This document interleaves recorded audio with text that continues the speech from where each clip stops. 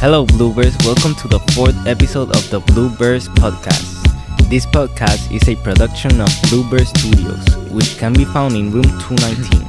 If you want to record anything, whether it be a song or a segment for this podcast, come see Mr. Wilson or Mr. Romalo in the Bluebird Studios.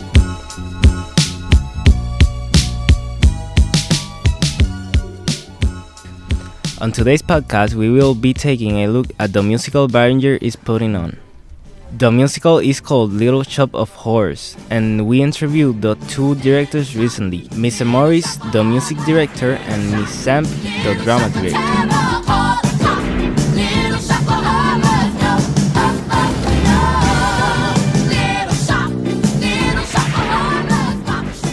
Hi everyone, this is Jason Inoa. I am sitting down with Mr. Morris, the music director, about Barringer's first ever musical. When is the musical, Mr. Morris? The musical is going to actually open up on April 11th at 7 p.m. It also runs on the 12th and 13th at Barringer Auditorium. How much are the tickets? Tickets right now, I believe, are $5 general admission and $3 for staff and students. What is the musical's plot? Well, the easiest way to say that would be a man-eating plant from outer space. It's a very silly show based on the 1950s B-movies. So the show is about a character named Seymour who discovers a plant which is slowly turning Seymour into something he doesn't necessarily want to be. That sounds really interesting. What have you found to be the most challenging part of being a musical director? Scheduling. Definitely scheduling. The show has so many working musical parts. There are several trios, several duets, and we always want to be respectful of the performers' time. So if we don't need them for a day, to let them go, and scheduling to have everyone that we need for a given number to work on all of those nuances is a monster. That must be really challenging. This is the first musical in the history of Barringer High School. How does this feel? Dangerous, in a good way. I love the idea that we're doing something new that hasn't been done here, and something that these kids have honestly. Go look in the auditorium right now. They're having a blast. They're having the most fun I've seen from any of the kids here in my entire time at Barringer.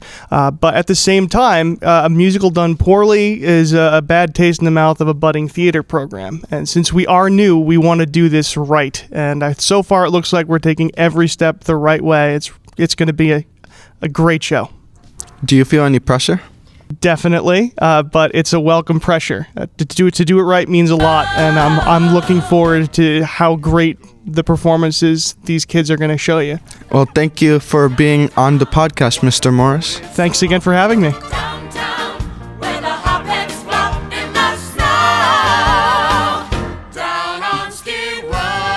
Hi everyone, this is Andreina Rivera. I am sitting down with Miss Samp, the drama director, about Barringer's first ever musical. Which Barringer students are in the musical and what are their roles? Yes, we have all of our cast is Barringer students. So we have Kalia playing Miss Mushnick. We have Sherry playing Audrey and Gerardo Seymour as our two lovebirds. Carlos is playing the dentist. Nina, Alexi, and Diara are our trio fabulous girls. Oikonsola is the plant's voice, as well as Jan, Harry, Samantha, Maya, and Ashley are our featured ensemble roles. Are you needing any other help for the musical, like stage hands or backstage help?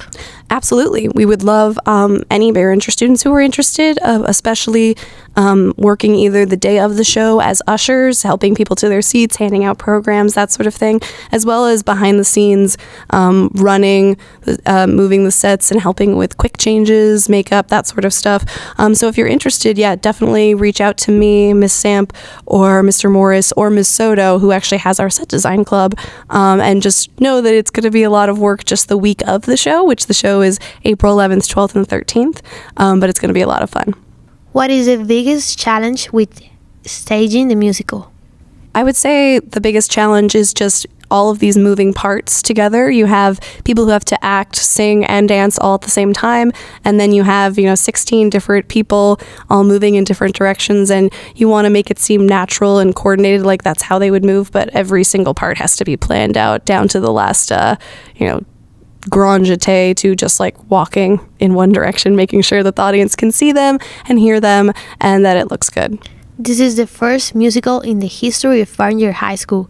How does it feel? It feels awesome. I'm feeling really energized every time I'm working on scenes with these castmates, people who are seniors and really have never done any drama or acting before. It's really amazing and it's really exciting. I think that everyone's going to be actually pleasantly surprised at how much talent we had at Barringer that went untapped for so long. Any pressure? Maybe a little bit. I know that we're thinking about, starting a drama academy at Barringer. So I think, if this goes well, that's only going to tip the scales in our favor. So I hope that it'll go well. Thank you for participating in our podcast, Ms. Samp. Oh, you're welcome. It was great.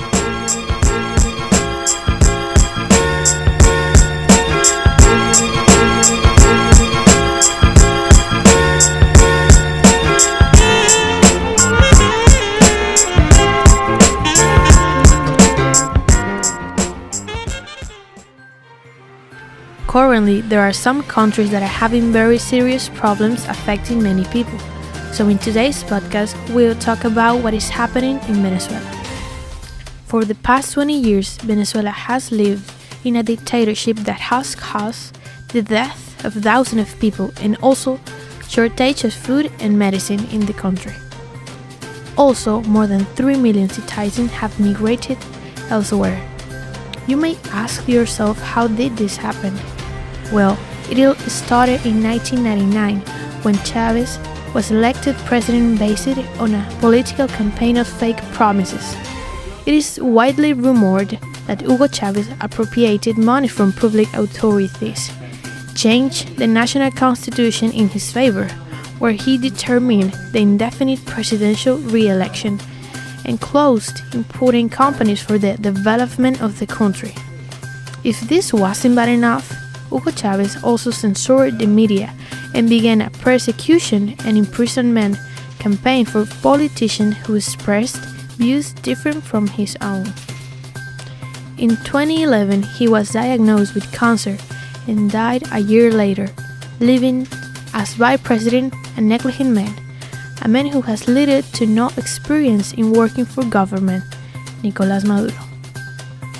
During Maduro's regime, the decline of public systems, the increase of insecurity, and the low production of food and basic products caused the deterioration of the country.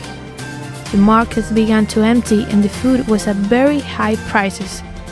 As a result, many people could not buy food, and those who did had to wait for hours at a time to get it. In addition, the crime rate increased due to the large number of armed groups and their union with the police. In 2014, the discontent in the country provoked protests between students and military forces. People who fought for the freedom of their country died. Later, in 2017, the same situation repeated, and more than 200 people died. Also, the crisis caused the immigration of millions of Venezuelans to over the world, which has become the largest migratory movement in South America in the last 50 years, especially to Colombia, Ecuador, and Peru, which have hosted a high number of Venezuelan immigrants who arrive walking or in long trips by bus, for whom it has not been easy to start again because in some places the racism toward the Venezuelan population makes everything more difficult. Besides, last year Maduro participated in a presidential election where apparently he was elected as the winner, but it was an illegal process because he didn't follow the steps that the national constitution says about the presidential swearing in, and because of this, the National Assembly, following what Article 233 says, chose Juan Guaidó as interim president of Venezuela. This is vital because he was supported internationally by more than 40 countries. including the United States and the European Union. His first decision was to approve the entry of humanitarian aid to the country for the people who needed the most. Then, as Maduro doesn't want to give up his position, he stopped the entry of trucks with food and medicine, and these were burned. Therefore, the photos went around the world to show the tragedy in which Venezuela lives. Day by day is a story to tell, but if something characterizes the Venezuelan people, is their unbroken faith in their desire to be free. The light will come soon.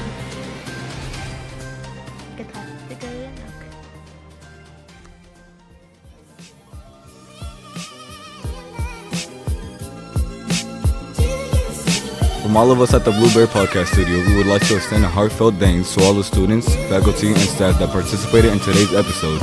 As always, stay classy, Blueberries, and thanks for listening.